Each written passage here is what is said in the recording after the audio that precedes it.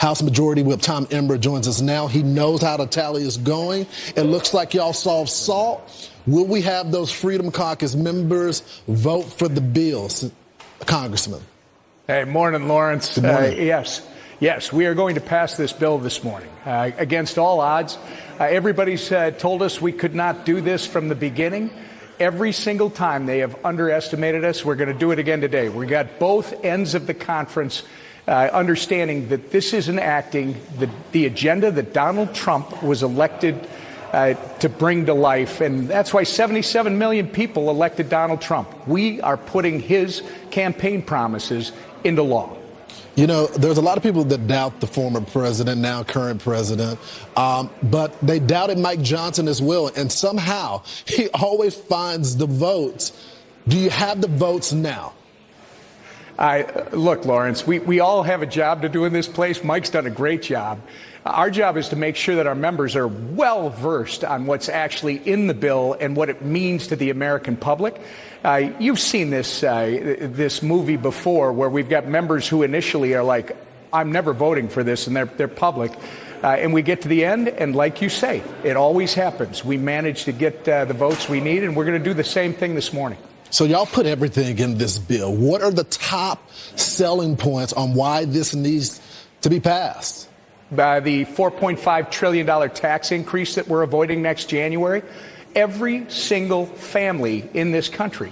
We're not talking about billionaires and millionaires like the other side. By the way, they still don't seem to understand why they lost the election last November.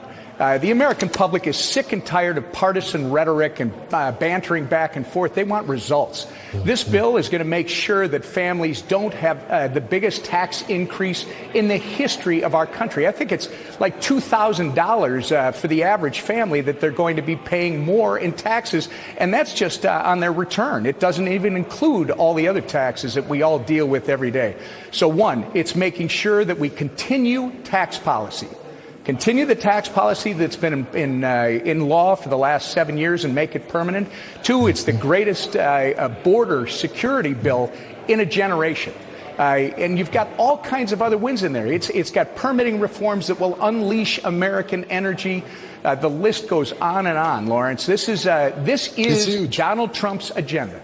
Yes, sir. A lot of the American people wanted that, but they also want to know what happened in the prior administration. And Senator Ron Johnson has launched an investigation into the former president's health. And this is what he said in a statement. I just sent a letter to former Joe Biden's cabinet members requesting that they appear before my subcommittee for an interview about Biden's cognitive capabilities during his presidency. Will these individuals finally tell the truth, or will they double down on their lies? Obviously, that new book came out confirming what many of the American people and Republicans have been talking about for years now. When is this investigation going to start? Well, actually, Lawrence, I would say that a little differently. That new book came out admitting what we all knew. I mean, from the day Joe Biden took office after the 2020 election, we all could see his diminishing capacity. It wasn't as bad in the beginning, but boy, over the next year, two, it was going fast. And yet the press, I think the press are that's what should be investigated, Lawrence. These press people who waited until the morning after that debate last June and said, oh, my goodness, I had no idea he was this bad. Yes, you did. And now you're writing books to try and cover up your cover-up. It is an investigation that should take place. We should have a fair and unbiased press, and clearly we don't.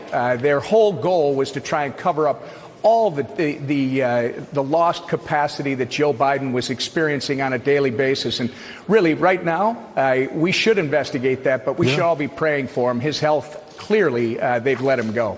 Yeah. We should be praying for the president and still be asking the questions. What did people know? How long did they know it? And why didn't they do anything about it? Congressman, thanks so much for joining the program this morning. Thank you, Lawrence.